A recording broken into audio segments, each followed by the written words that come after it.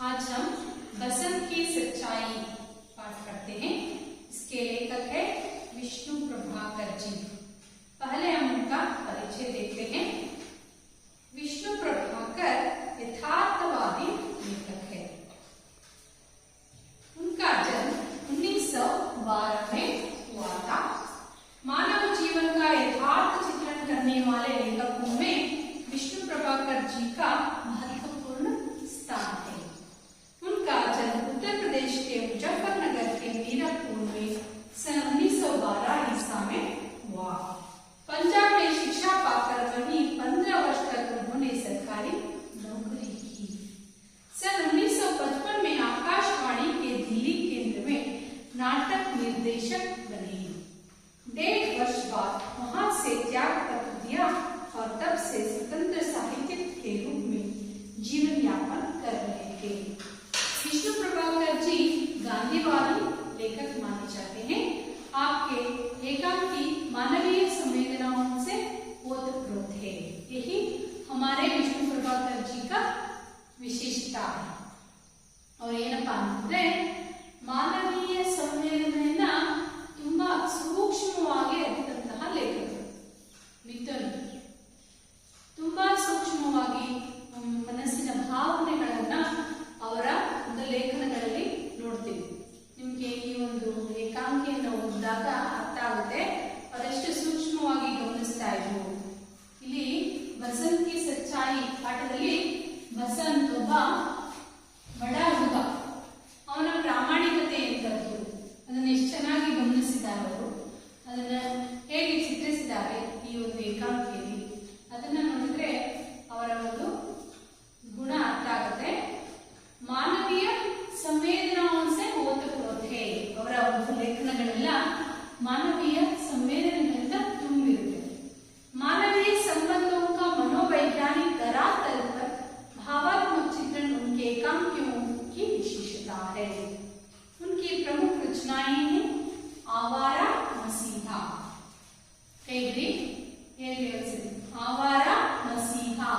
आवारा मसीहा, छठ के बंधन, निशिकांत, दर्पण का व्यक्ति, धरती अपनी घूम रही है, घूम रही है, घूम ಅಂದ್ರೆ ಸುತ್ತೋದುತ್ತಾ, ಭೂಮಿ ತಿರುಗುತ್ತಾ ಇದೆ ಅಂತ. युगे युगे क्रांति, गृहस्थी आदि ये रचनाएं हैं। इस पाठ के शब्दार्थ देखते हैं। राह, उसका अर्थ पढ़िए। रास्ता, मार्ग, वेरी गुड। दिया सलाई, चलनी,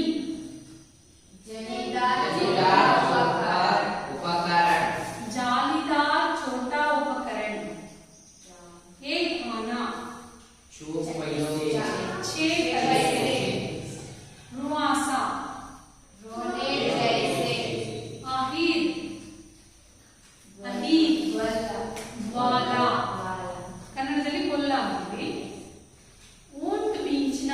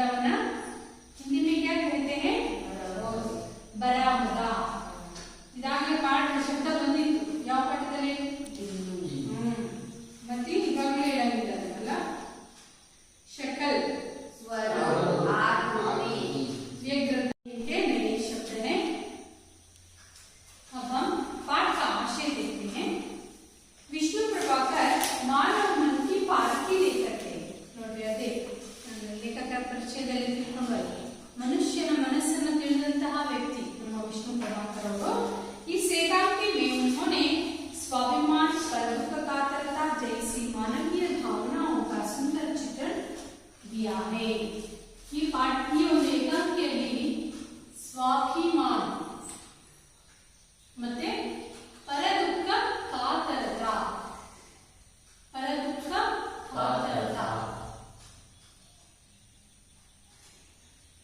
ಇಲ್ಲಿ ನಮ್ಮ ಬಸಂತ್ ಈ ಒಂದು ಕಥಾನಾಯಕ ಅವನ ಸ್ವಾಭಿಮಾನದ ಪರಿಚಯಿಸಿ, ಅದೇ ರೀತಿ ಅಲ್ಲಿನ ಒಬ್ಬ ಕಾರ್ಮಿಕರ ನಾಯಕನಾದಂತಹ ಅವನ ಒಂದು ಇನ್ನೊಬ್ಬರಿಗೆ ಸಹಾಯ ಮಾಡುವಂತಹ ಗುಣ, ಅವೆರಡು ಗುಣಗಳನ್ನು ನೋಡ್ತೀವಿ.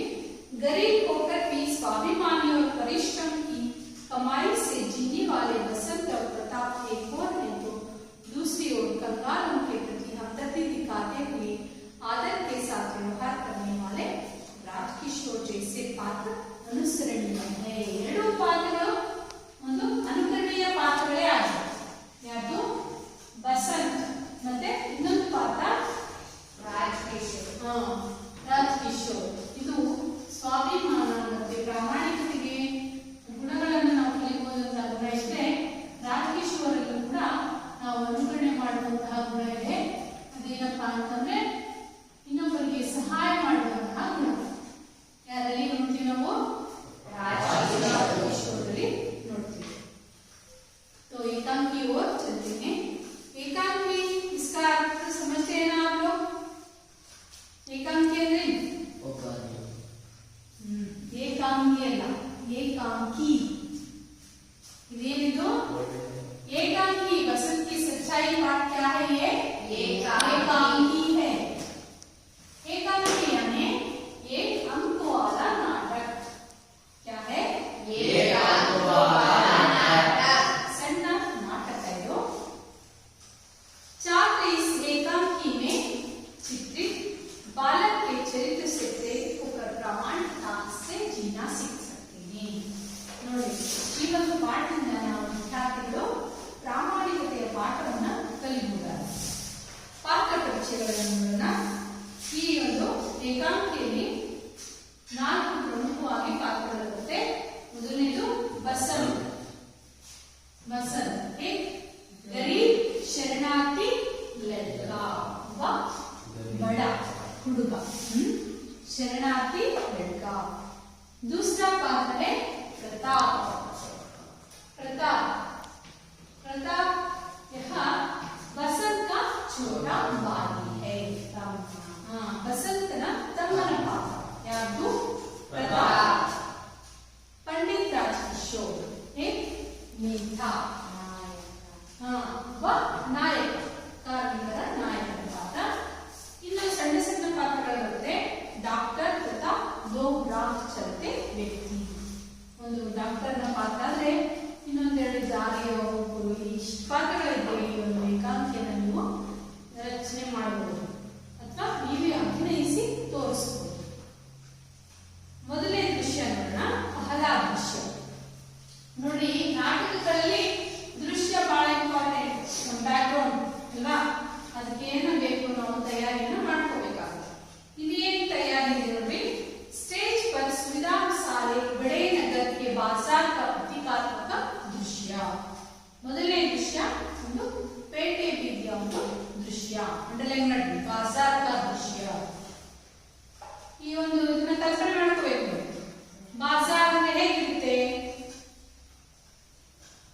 ಪೇಟೆ ಅಂದ್ರೆ ಹೇಗಿರುತ್ತೆ?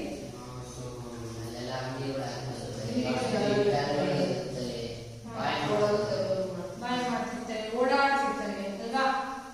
ಆನೆ ಜಾನೆ, ಲೇನ್ ದೇನ್ ಕಾ ಶೋರ್ ಅಂದ್ರೆ ಗಲಾಟೆ. ಫೇರಿ ವಾಲೋं की पुकार. ಫೇರಿ ವಾಲಾ ಅಂದ್ರೆ ಫೇರಿ ವಾಲಾ ಶಬ್ದಾರ್ಥದಲ್ಲಿ ಬಂತಲ್ಲ.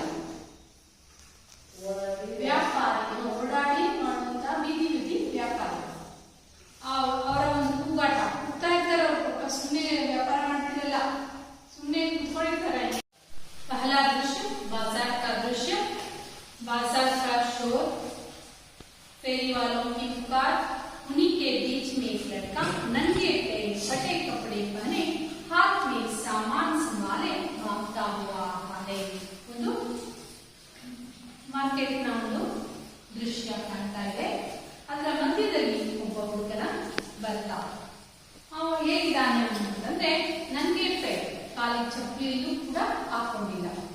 ಬಟ್ಟೆ ಎಲ್ಲ ಹರಿದೋಗಿಲ್ಲ, ಬಟ್ಟೆ ಕಪ್ಪಳೆ. ಕೈಯಲ್ಲೆಲ್ಲ ಸಾಮಾನುಗಳನ್ನು ಇಟ್ಕೊಂಡು ಅವುಗಳನ್ನ ತಗೊಂಡು ಬರ್ತಾ ಇದ್ದಾನೆ ಈ ಕಡೆಯಿಂದ. ಅವನ ಒಂದು ವಯಸ್ಸು ಬಹುಶಃ 12 ವರ್ಷ ಇತ್ತು. ಉಸ್ಕಾ ನಾಮ್ ಹೈ ಬಸಂತ್. ಅವನ ಹೆಸರೇನು? ಬಸಂತ್ ಬರ್ತಾ ಇದ್ದಾನೆ. ವಹ ಪುಕಾರ ಕೂಗ್ತಾ ಬರ್ತಾ ಇದ್ದಾನೆ. ಏನಂತ ಕೂಗ್ತಾ ಇದ್ದಾನೆ? ಬಸಂತ್ ಚಲನಿ ಲೇ ಲೋ, ಬಟನ್ ಲೇ ಲೋ, ದಿಯಾ ಸಲಾಯಿ ಲೇ ಲೋ. ಈ ತರ ಕೂತ್ಕೊಂಡು ಬರ್ತಾ ಇದ್ದಾರೆ. ಬಟನ್ ತಗೊಳ್ರಿ, ಸುಜಿ ತಗೊಳ್ರಿ, ದಾರ ತಗೊಳ್ರಿ ಅಂತ.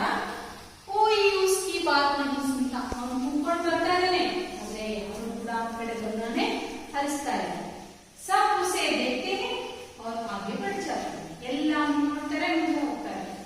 इसी समय एक खद्दरदारी व्यक्ति वहां से जाते दिखाई देते हैं. ये मजदूर नेता पंडित राजकिशोर है. ಅದೇ ಸಮಯದಲ್ಲಿ ಒಬ್ಬ ವ್ಯಕ್ತಿ ಖದ್ದರ್ದಾರಿ, ತುಂಬಾ ಸ್ಟಿಫ್ ಆಗಿ, ತುಂಬಾ ನೋಡ್ರೆ ನಮ್ಮದು ಸ್ಥಿತಿವಂತ ಅಂತ ಕಾಣ್ತಾ ಇರುವಂತಹ ಒಬ್ಬ ವ್ಯಕ್ತಿ ಬರ್ತಾರೆ. ಅವರೇ ರಾಜಕಿಶೋರ್. बसंत उन्हें देखकर उनके पीछे भागता. और ಬರ್ತಿದ್ದ ಹಾಗೆ ಅವನು ಹಿಂದೆ ಓಡ್ತಾ ಇದ್ದಾನೆ. ಇವ್ರು ವಸ್ತುಗಳು ಯಾವುದನ್ನಾದ್ರೂ ಕೊಂಡ್ಕೋಬಹುದು, ಮುಖ ನೋಡಿದ್ರೆ ಅನಿಸುತ್ತಲ್ವಾ ಇವ್ರು ತಗೋಬಹುದು, ಇವ್ರ ಹತ್ರ ಹಣ ಇರುತ್ತೆ ಅಂತ ವ್ಯಾಪಾರಿಗಳಿಗಾಗಲೇ ಗೊತ್ತಾಗ್ತದೆ.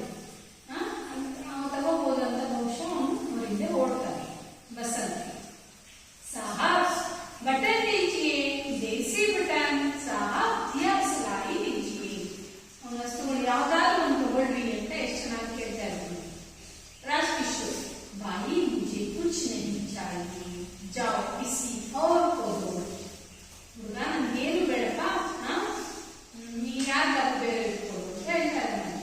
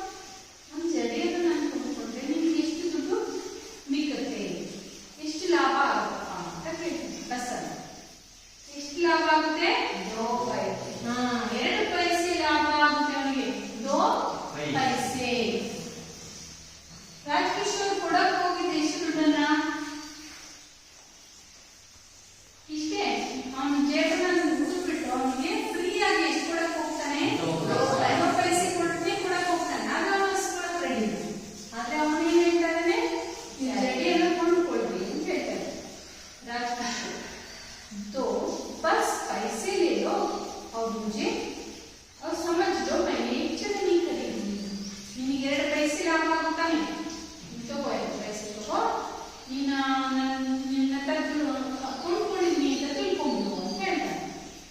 ಬಸ್ಸಲ್ಲಿ ಒಪ್ಕೊಳ್ತಾ ಇದಕ್ಕೆ ನೋಡಿ, ನಹಿ ಸಾಹಬ್ ನಹಿ, ಯಹ ತೋ ಭೀಕ್ ಹೈ.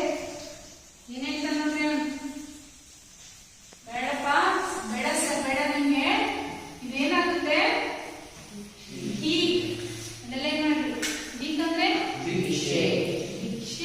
ಹಂಗೆ ದುಡ್ಡಿಸ್ಕೊಂಡ್ರೆ ಏನಾಗುತ್ತೆ, ಭಿಕ್ಷೆ ಆಗುತ್ತೆ.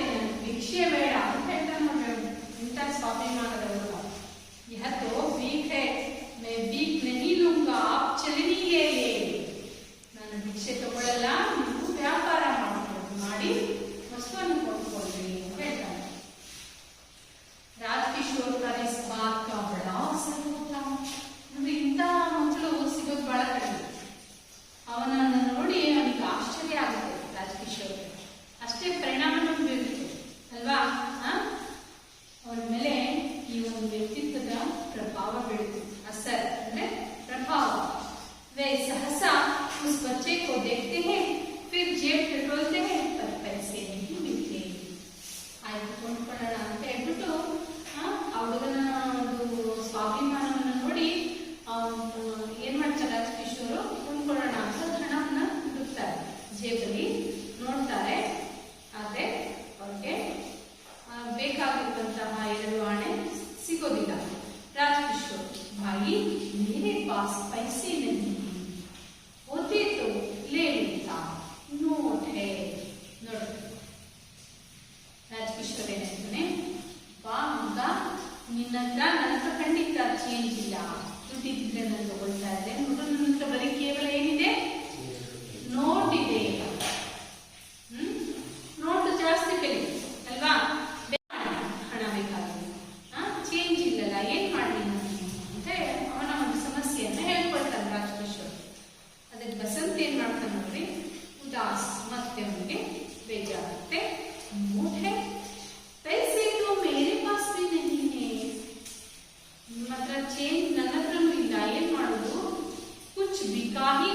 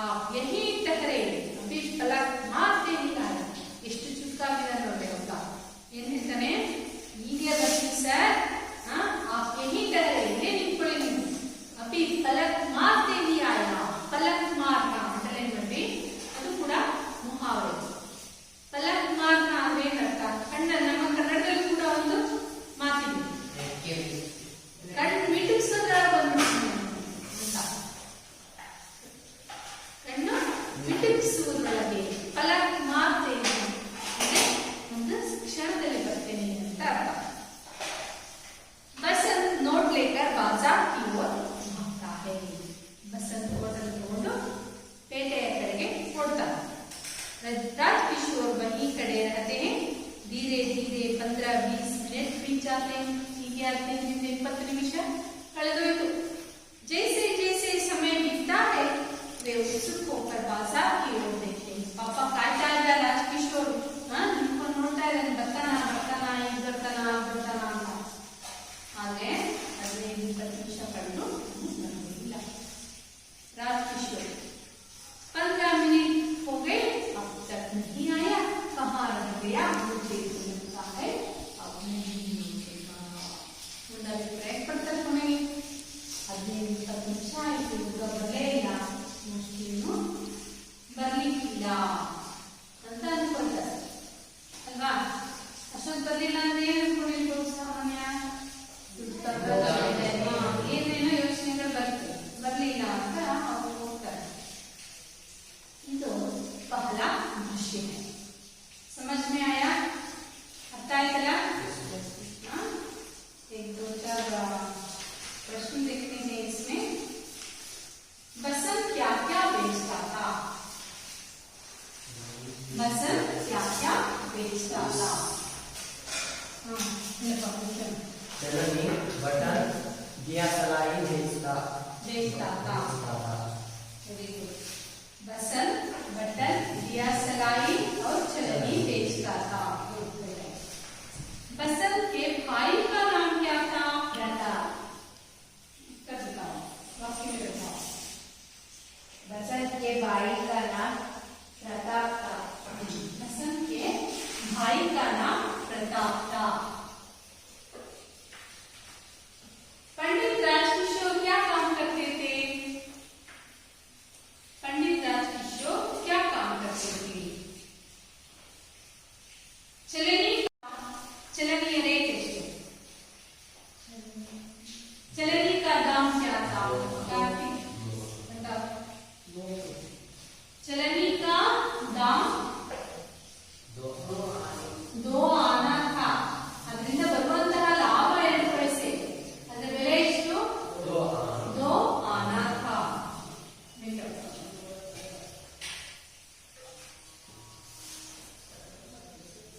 एकांकी का प्रथम दृश्य कहाँ घटता है? एकांकी ಮೊದಲನೇ ದೃಶ್ಯ ಎಲ್ಲಿ ನಡೀತದೆ? बाजार का दृश्य अल्वा?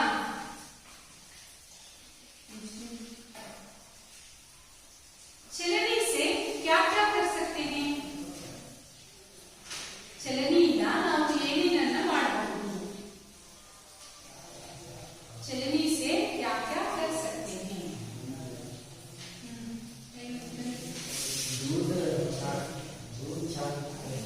दूध छान सकते हैं और चाय छान सकते हैं।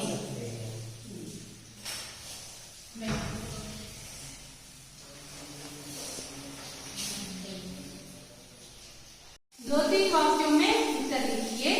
चलनी से क्या क्या कर सकते हैं? हर्षिता। चलनी से दूध खाना छान सकते हैं। इससे चाय भी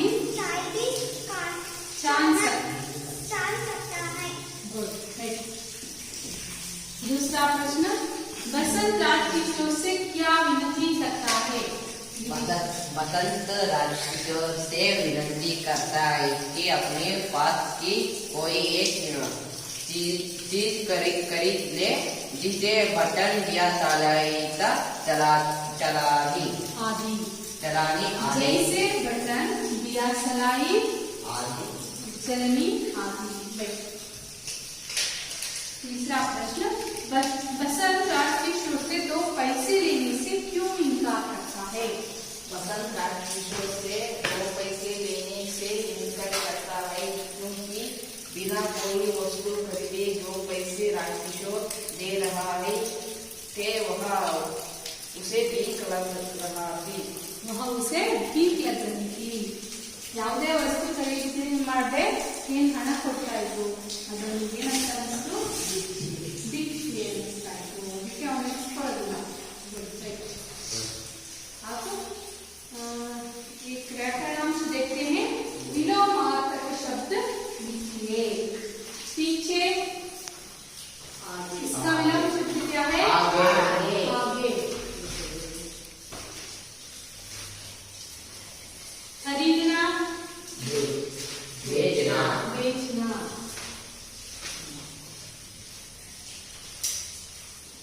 लेना, देना। देना।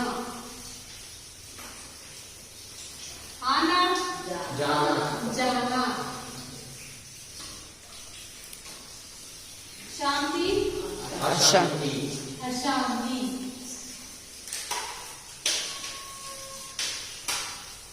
गरीब, अमीर। अमीर। यह विलोमार्थक शब्द है। रिक्त स्थान देखते हैं। मैं अभी बाजार से डैश लाता हूँ। मैं अभी बाजार से डैश लाता हूँ। नीले रंग पेटे होगी बुना लाता हूँ। क्या है? बुना। हाँ, देखिए मैं अभी बाजार से बुना लाता हूँ।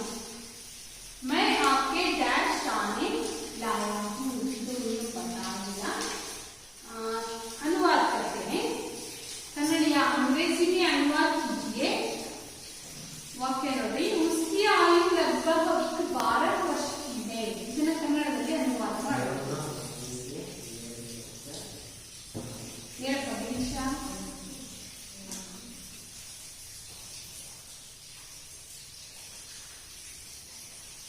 ಅವನಿಗೆ 12 ವರ್ಷ ಆಯಿತು. उसकी आयु लगभग 12 वर्ष की है. ಅವನಿಗೆ ಬರಾಬರಿ 12 ವರ್ಷ. ಅವನ ಆಗ್ತದೆ. ಅವನ ವಯಸ್ಸು ಬರೋಬ್ಬರಿ 12 ವರ್ಷ ಆಗಿತ್ತು.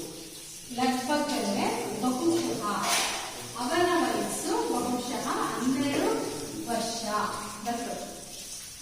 ಅವನ